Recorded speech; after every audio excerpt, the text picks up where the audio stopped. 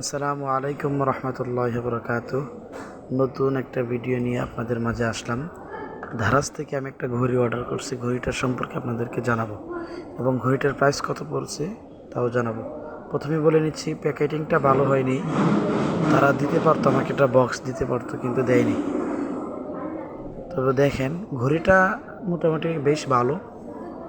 ঘড়ির যে আপনার ঘড়ির ব্যান্ডটা ততটা ভালো হয়নি।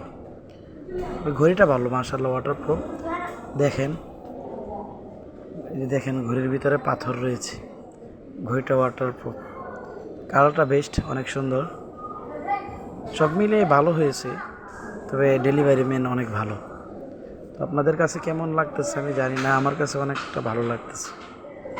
ঘড়িটার দাম হচ্ছে 485 টাকা।